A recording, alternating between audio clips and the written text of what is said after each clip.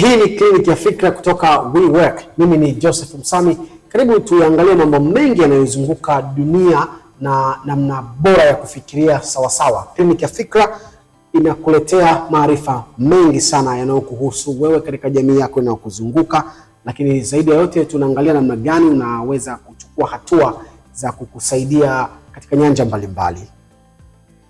Kuna swali ambalo mara nyingi mimi nimekuwa nikijiuliza, na pengine hata wewe. Kwa nini kuna watu wanafanikiwa kuliko wewe au mimi? Hao watu wanafanikiwa, wao wana sifa gani? Wanafanya nini?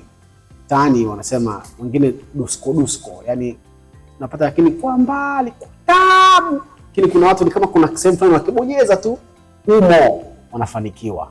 Hii imenifanya nimwalike Paul Mng'ong'o ambaye atatueleza mambo mengi kuhusiana na namna gani watu wanafanikiwa. Nimeanza kumwambia mtazamaji hilo swali, na ni swali ambalo najua wengi wanajiuliza. Paul, karibu sana. Kwa nini kuna watu wanafanikiwa alafu wengine tunaunga, yani Kiswahili cha lugha nyepesi, tunaunga alafu kuna watu ni mwanangu imo wameingia. Mafanikio ni dhana pana, na hakuna watu ambao wameandikiwa kufanikiwa na wengine hawatafanikiwa. Mafanikio yanatokana sana na mtu mwenyewe anayefanikiwa. Sasa watu wanaofanikiwa mara nyingi wanakuwa wanafanikiwa kwenye mambo yao. Sasa hao watu labda ndio wananiuliza, hao watu ni watu wengi. Hao watu wanaofanikiwa kwenye mambo yao mara nyingi ni watu labda wana. Ndio tunakuelekea. Kwa hiyo unavyosema kwamba hakuna kuandikiwa, ile dhana kwamba tajiri kaandikiwa tu, maskini kaandikiwa, kumbe haipo. In fact kuna kitu kinaitwa hatima. Na hatima kila mtu anayo ya kwake. Lakini mwisho wa siku kufanikiwa ni tofauti, na labda pia watu wanaweza kufikiri kufanikiwa ni watu wana mtazamo wao kitu kinachoitwa kufanikiwa. Lakini kufanikiwa ni mtu kuifikia hatima yake. Sasa inawezekana mwingine akawa kama fulani, mwingine akawa na uwezo fulani, mwingine akawa na uwezo fulani. Lakini kitendo cha mtu kufikia ile potential aliyowekewa, kufikia ile hatima aliyowekewa, huko ndiko tunakwenda. Kliniki ya fikra itakupa majibu na tutaangalia kwa undani, na tunapoanza tuangalie hawa watu wanaofanikiwa ni watu wa namna gani? Watu wanaofanikiwa kwenye mambo yao, Mr. Msami, ni watu wenye nguvu ya akili. Ni watu wenye nguvu. Watu ni nywele, kila mtu anazaa. Sasa nguvu ya kila mtu ana akili. Kwa hiyo kuna akili, lakini usije kuniambia tu mwenye nguvu ya nywele. Nguvu ya akili. Nguvu ya akili ni nywele brother. Kwa kila mtu ana akili, lakini kuna nguvu ya akili. Yes. Tuangalie dhana ya nguvu ya akili. Dhana ya nguvu ya akili ni mtu ambaye ana uwezo wa kudhibiti akili yake, ana uwezo wa kudhibiti mawazo yake, ana uwezo wa kudhibiti mwelekeo wake, mpaka akafika mahali pa kupata kile kitu anachokitaka. Yaani ni mtu mwenye uwezo wa kushinda changamoto zinazoweza kumtoa kwenye njia anayoelekea.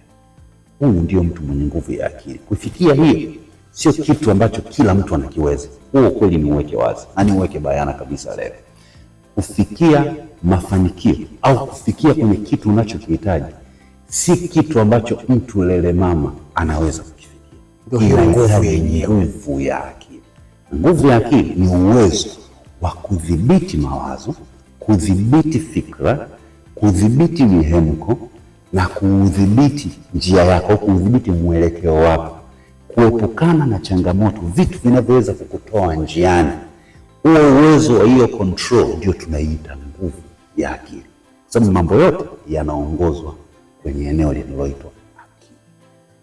Mtazamaji, hapana shaka unapata maarifa kutoka kliniki ya fikra hapa WeWork. Tuko na Paul Mng'ong'o. Tumeangalia hii dhana ya nguvu ya akili, na nguvu ya akili ni nini, na hawa watu ili wasitoke kwenye reli, na mambo kadhaa ambayo Paul ameyataja kwamba wanayafanya ili wasitoke kwenye reli. Mambo gani mengine muhimu ambayo watu wenye nguvu ya akili wanayazingatia ili wafikie kilele cha mafanikio ya hatima yao waifikie? Jambo la kwanza, Mr. Msami na mtu anayenisikiliza, watu wenye nguvu ya akili bwana hawapotezi muda kujionea huruma. Hawapotezi muda kabisa kujionea huruma. Kufikia kwenye hicho ninachokisema, unahitaji kuwa na nguvu sana na msimamo wa kiakili. Sasa usidekedeke. Yes. Lugha nyepesi. Kujionea huruma. Labda kuweka hii kitu bayana, niseme kitu. Watu wote wanapitia changamoto. Watu wote wanapitia madhira mbalimbali ya kimaisha. Watu wote wanapitia vitu mbalimbali ambavyo vinawaletea maumivu au huzuni. Watu wote wanapitia. Tofauti ni kwamba kuna watu ambao wakipitia kwenye hali hizo wanakaa hapo, wanabaki hapo, wanaanza kujionea huruma. Sasa nimesema hapo mwanzo, kila mtu anapitia changamoto, vitu mbalimbali, wengine kutendewa vibaya, wengine ukatili wanafanyiwa. Sasa mtu anabakia hapo kuanza kujionea huruma. Kwa nini mimi? Inawezekana mimi na bahati mbaya. Na bahati mbaya zaidi, mtu anaona kama wengine wana flourish, wengine wanachanua tu, wanastawi. Hajui kwamba nao jana inawezekana walipitia hali kama hiyo.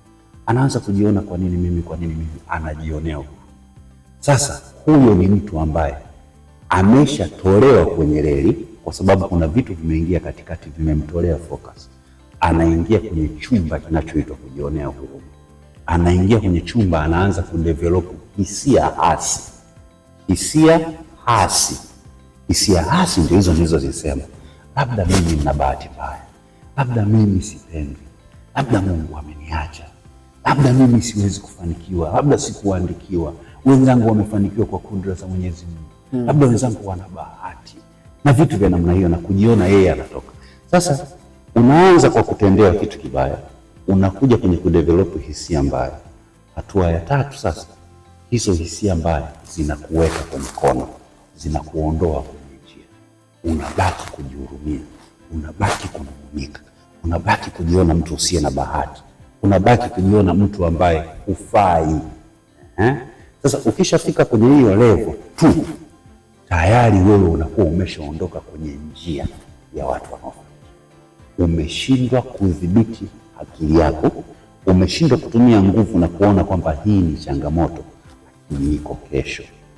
Sasa ukishaingia kwenye hisia mbaya, tayari unakuwa ni mtu ambaye huwezi kufanikiwa, kwa sababu mafanikio yanahitaji mtu jasiri, na hisia hasi kazi yake kubwa ni kuua ujasiri, ni kuua ile capacity ya mtu ya ndani, ni kuua kile kitu kinachoitwa kujiamini.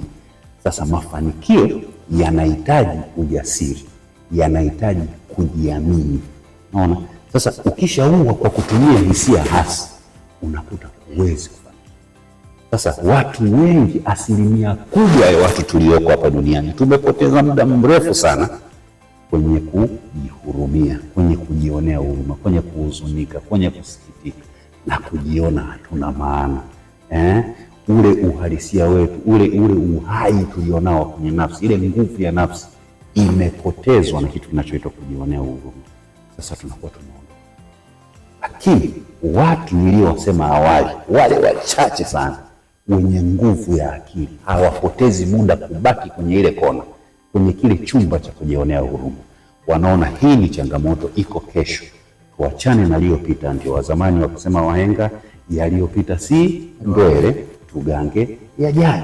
Anabaki na kujiamini kwake, pamoja na changamoto zake, pamoja na huzuni, pamoja na maumivu, anabaki anajiamini, bado anaamini kesho ipo. Na tunaweza tukaona watu wengi wanaotuzunguka, hata ndugu mtazamaji, watu wengi wanaokuzunguka wamepitia madhira, lakini kesho unaona bado wameflourish.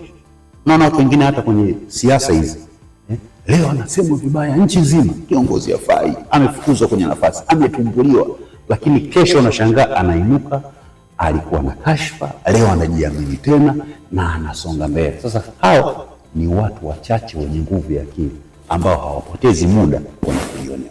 Umenikumbusha mwandishi mmoja wa kitabu ambaye aliandika watu wote wenye mafanikio wana maanguko makubwa. Akasema ili kufanikiwa lazima yaone maanguko kama fursa. Anguko lolote ni fursa ya kuendelea mbele. Mtazamaji, uko wapi sasa hivi? Uko katika ile kona ya kujihurumia, ama na wewe ni miongoni mwa wale waliosema mimi nitatoka? Kwa hiyo tulivyofundishwa po kwamba ule usemi wa Kiingereza, the higher the risks, the higher the returns. Unapojitoa sana, usipoogopa madhara kwa kiwango kubwa. Ukijiamini sana utapata matokeo makubwa zaidi. Ulikuwa usemi wa kweli, japo wakati ule darasani tunajibia tu mitihani, the risk, the return, hatukujua kwamba maisha ndio tutakuja kukutana nayo. Kwa lazima kujiamini na kuhakikisha hatubaki tulipo baada ya changamoto. Hilo ndilo jambo kubwa, na uwezo utakao kufikisha kwenye hiyo statement uliyosema, kuanguka ukabaki unajiamini. Wanaosoma maandiko, kuna nabii mmoja anasema, usifurahi ndugu yangu nianguka hapo, kwa sababu nitainuka tena. Sasa hiyo ndio tunayoita nguvu ya akili. Ukadhibiti na kuyachuja masononeko, ukayaacha pale pale kwenye anguko, wewe ukabaki ukiwa na moral confidence, ukabaki ukiwa unajiamini. Hiyo ndio tunaita nguvu ambayo pia inakwenda pamoja na kutokukumbatia maumivu. Wakati unapitia kwenye mambo magumu, kutokuhakikisha kwamba huendelee kuyakumbatia maumivu. Unatazama mbele. Unatazama mbele. Ndio tofauti ya wenye nguvu ya akili na wale wa kuungaunga. Ni mambo ambayo ni kama yanachekesha hivi, lakini tunapata darasa zuri, kwa sababu lazima tuchague kundi moja wapo. Tunajihurumia ama tunaondoka na kusonga mbele. Jambo gani lingine ambalo watu wenye nguvu ya akili wanalizingatia ili tuone, ndio maana tunaona tofauti yao na wengine ambao hawana nguvu ya akili? Labda kwa haraka haraka, jambo la pili ambalo watu wenye nguvu ya akili wamelimaster ni kwamba hawatoi nguvu yao kuwapa watu wengine. Mtu mwenye nguvu ya akili hatoi nguvu yake akampa. Nguvu yake anabakia nayo yeye mwenyewe. Kwa ile siri ya nguvu haitoi, unamaanisha hivyo? Kimsingi ninachomaanisha, najua wengi watakuwa hawajanielewa kama ambavyo unapozungumzia nguvu kwenye haya maisha, kuna mtu anaingia, kuna situations zinaingia, na situations zinaletwa na watu, hali mbalimbali zinaletwa na watu. Wewe unakwenda kwenye njia, anakuja mtu anakukwaza njia, anakuja mtu anakuumiza njia. Inataka kufanana na ile ya kwanza, lakini hii ya pili kidogo ni tofauti, na sitataka kutumia muda mrefu sana kuielezea. Ninachotaka kusema ni kwamba mtu anakuja, anaingia katikati, anakukwaza, anakutoa kwenye reli, unaona, anakutendea jambo baya, au inaweza kawa ni ofisini, unatendewa jambo baya, ulishafanya concentration yako, nitaenda na njia, nitafanikiwa, nitapiga hatua ya kwanza, nitapiga hatua ya pili. Kisha anatokea mtu mmoja anakudharau tu, anakuonyesha kwamba wewe si kitu, una maana. Wewe unaiacha njia yako, unaacha nguvu ambayo ulijiwekea. Nguvu ya kwanza inaitwa muda, unaacha nguvu uliyojiwekea. Nguvu ya pili inaitwa malengo, nguvu ya tatu inaitwa focus, nguvu ya nne inaitwa strength, kutafakari jambo, kuconcentrate kwenye njia. Hizo nguvu zote wewe unazitoa, unampa yule aliyekukwaza, kwa sababu unaacha hizo zote, unaanza kumtafakari yeye. Kwa nini amenifanyia? Kwa nini kanidharau? Ameniona mimi sifai, ameniona mimi sifai, huyu ana maana gani? Unakasirika, unabeba chuki dhidi ya mtu mwingine. Unashindwa kujua kwamba kwa kubaki umemchukia yule mtu, unachukua nguvu zako unampa yule mtu. Unachukua nguvu zako ambazo ni muda, ni concentrate, unachukua unampa mtu mwingine. Unakuta kuna mtu anabaki analia miezi mitatu, amemkasirikia mtu miezi mitatu, hawezi kuconcentrate na jambo. Kila ukimuuliza anakuambia siko sawa, kila ukimuuliza siko sawa, kila ukimuuliza siko sawa. Okay, kuna mtu anakuwa hayuko sawa dakika 5, dakika 10, then anarudi kwa vizuri. Huo ndio binadamu, na hiyo ndio nguvu ya akili. Sasa unapopoteza muda, unapopoteza focus, unapopoteza concentration, hizi ni nguvu zako, haya ni mafanikio yako. Mtu anapoingilia kati, usichukue na mafanikio yako, usichukue na nguvu zako ukampa mtu mwingine. Linda focus yako, tembea kwenye njia, achana na watu wanaokuudhi, achana na vitu vingine ambavyo unaviona kama dharau, viweke kando, songa mbele. Sasa watu wenye nguvu ya akili sio watu lele mama ambao wanafika mahali anaachana na mambo yake, ana concentrate na mtu, anaanza kumbeba mtu maisha yake yote. Mwaka mzima akimwona mtu anapita huku, yeye alikuwa anaenda huku, anaahirisha njia, anaenda nyumbani, anasema nimekasirika kwa sababu huyu amenikwaza, sitaki kumwona. Yaani kwa hiyo maisha yake sasa yanakuwa governed na mtu fulani. Huyu mtu anachukua nguvu zake bila kujua kwa amezitoa, amempa mtu. Maelezo mazuri ambayo unayapata kupitia kliniki ya Fikra. Hapa ni We Work, tunakupa maarifa mbalimbali. Nadhani haya maswala moja kwa moja hapo yanahusiana na udhibiti wa hisia zako. Yes. Na katika mahusiano pia hapana shaka ni mambo muhimu sana.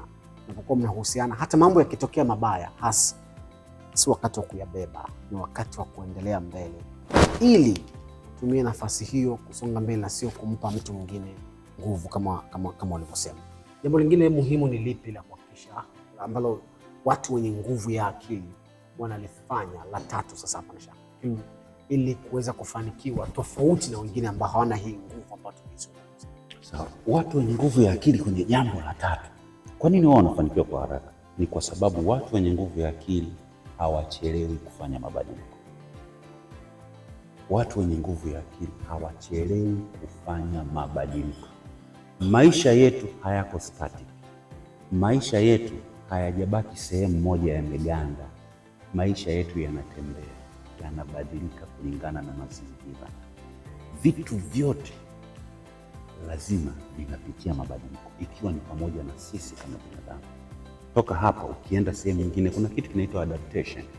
Lazima ukubali kubadilika, lazima ukubali kuchange. Sasa watu wenye nguvu ya akili hawapotezi muda kufanya mabadiliko, hawachukui muda mrefu kufanya mabadiliko. Sasa watu wasio na nguvu ya akili anabakia pale. Labda kabla sijaendelea niseme kitu kimoja. Katika vitu vigumu kuvifanya, kimoja wapo ni mabadiliko. Kuweza kubadilika. Mwanadamu anatajwa ni kiumbe ambaye kwa asili anapinga mabadiliko. Isa, inaitwa resist change. Watu wanayapinga mabadiliko. Sasa ili mtu aweze kufanikiwa kwa haraka, lazima awe ni mtu mwepesi wa kufanya mabadiliko. Leo hii mtu anapitia stages kadhaa ili kukamilisha mabadiliko. Mabadiliko si kitu kinachotokea tu overnight, si kitu kinachotokea kama tukio, ni mchakato. Unaanza na hatua ya kwanza, unakuja hatua ya pili, unakuja hatua ya tatu, unakuja hatua ya nne, unakuja hatua ya tano. Hatua ya kwanza linaanza wazo. Linaanza wazo. Wazo ni ile idea ambayo inakuletea signal za kwamba hapa unahitaji kufanyaje? Kubadilika. Signal ile ya kwanza inayokuletea kwamba hapa ukienda hivi utafanikiwa, unahitaji kubadilika, lile linaitwa wazo. Cha pili kinaitwa tafakari. Tafakari, unakuja unaanza kufikiria faida za kubadilika na hasara za kutokubadilika. Faida za kubadilika na hasara za kutokubadilika. Ukitoka kwenye tafakari unakuja kwenye action. Kabla ya action kuna kitu kinaitwa maandalizi. Maandalizi ni level ambayo unakuja na mpango kwamba nilikuwa hivi, nitafanya 1, 2, 3 iwe hivi, sitafanya vile, nitafanya hivi. Ule mpango, ile ramani ya mabadiliko, hiyo inaitwa maandalizi. Unakuja na ramani. Action ni kuanza kutembea kwenye njia mpya. Nilikuwa naamka saa 3, sasa naamka saa 11 alfajiri, kwa sababu nimeamua kuchini. Kwa hiyo kwenye maandalizi ni pamoja na kulala mapema sasa. Yes. Unaona? Kwa sababu unapoamka saa 11 sasa. Kwa hiyo kwenye maandalizi pale lazima ulale saa 4 ili So unakuja kwenye action. Ukishafika kwenye action ni kuyatendea kazi mabadiliko. Alafu hatua ya 5 ndio inaitwa maintenance. Kubakia au kudumisha mabadiliko.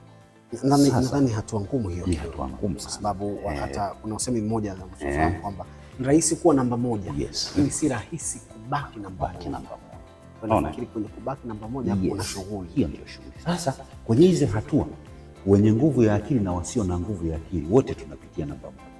Tunapata ile alama, tunahitaji kubadilika. Lile wazo wote tunaipitia. Wote hilo alibagui. Wenye nguvu ya akili na wasio na nguvu ya akili wote wanapitia kwenye hatua ya pili, tafakari. Wanaanza kuona kuna faida za kubadilika na hasara za kubadilika. Wote wanapitia, wenye nguvu ya akili na wasio na nguvu ya akili.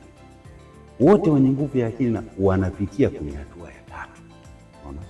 Mtu anakuambia naanza mwaka na mpango mwaka huu. Mwezi wa kwanza tunakuaga na malengo. Mpango ya mwaka. Tizame sasa mwezi wa 11 pale wa 12. Sasa wote tunapitia pale. Unakuta mtu ana mipango na mikakati, ameandika malengo, nitakuwa nafanya hivi, nitakuwa nafanya vile, kwa sababu hii hatua ya 3 wote tunafika.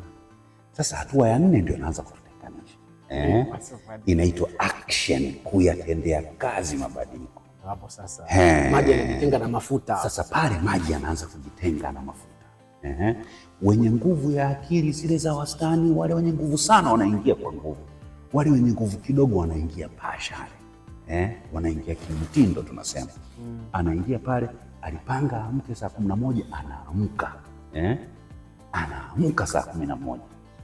Atazunguka zunguka, lakini anatembea kama mlevi. Ana usingizi. Siku ya kwanza anaweza katoboa. Unaona? Siku ya kwanza anaweza katoboa. Hapa wameingia wachache. Kumbuka kuna wengine walipanga alamu wakazizima. Ilipofika saa 11 alamu zilipolia, wakazizima, wakaendelea. Hao nguvu sasa ya akili inaishia pale. Hawajaingia kwenye ile mkakati. Hawajaingia kwenye action. Kwenye matendo. Kwenye kutekeleza mabadiliko. Sasa pamoja na hao kwenda hatua ya 5 ndio tunajichuja zaidi. Unaona? Wanabaki wachache. Wanabaki wachache ambao wanadumisha.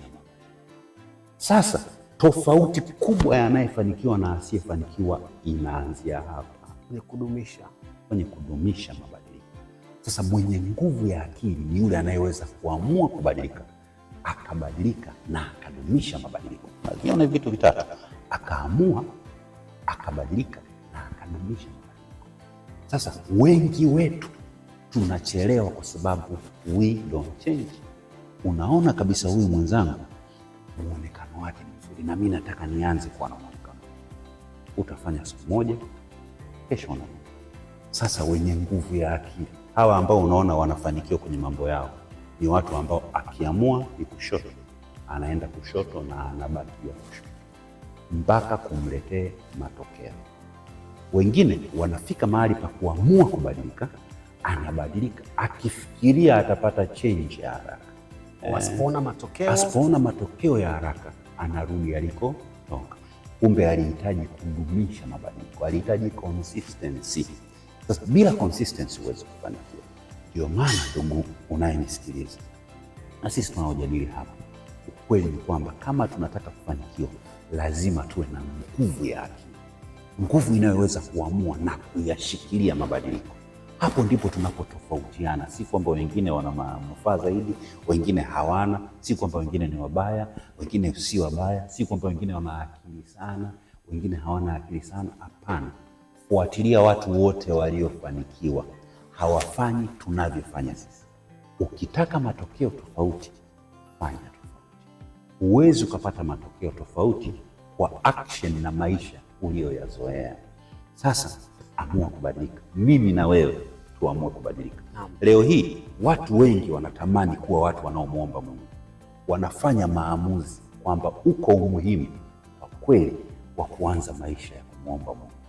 Lakini maji na mafuta yanajitenga pale. Kuna mahali pale katikati pale. Hasa matokeo yakichelewa.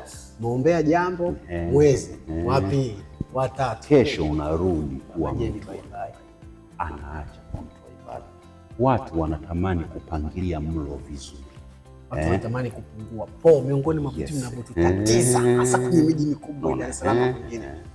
Pungua. Watu wanazungumza na watu wanaopungua, anakuambia bwana, nilianza vizuri kabisa, nikaacha kunywa chai, nikaacha kula cha mchana, nikana kula tu kidogo matunda jioni. Lakini asipoona matokeo ukia alafu nafikiri watu wengi pia wanatarajia matokeo haraka sana. Ni vizuri kusubiri kidogo ili yale matokeo yapime hata wewe unavyoendelea kusubiri, kwa sababu pia ile ni mchakato kama ulivyosema kabisa. Kwa sasa kudumisha ile hali. Leo watu wanajua kabisa kwamba kula vibaya utapata magonjwa. Leo watu wanajua kabisa kula vibaya utapata madhara ya pressure na sukari. Watu wanajua kutofanya mazoezi kuna. Lakini kazi ni kuamua kubadilika na kudumisha mabadiliko. So watu wenye nguvu ya akili wanafanikiwa kwa sababu hawachelewi kubadilika. Kitu ambacho wewe na mimi, watu ambao nguvu yetu ni ndogo ya kupasist, ya kubaki kwenye jambo fulani. Mtazamaji, tunakomea hapa kwa sasa. Mambo hayo matatu hapana shaka utakumbuka. La mwisho tumemalizia tukisema kwamba watu wanaofanikiwa wanafanya vitu tofauti, na ili utarajie matokeo tofauti lazima ufanye vitu tofauti. Hii ni Kliniki ya Fikra na hapa ni WeWork.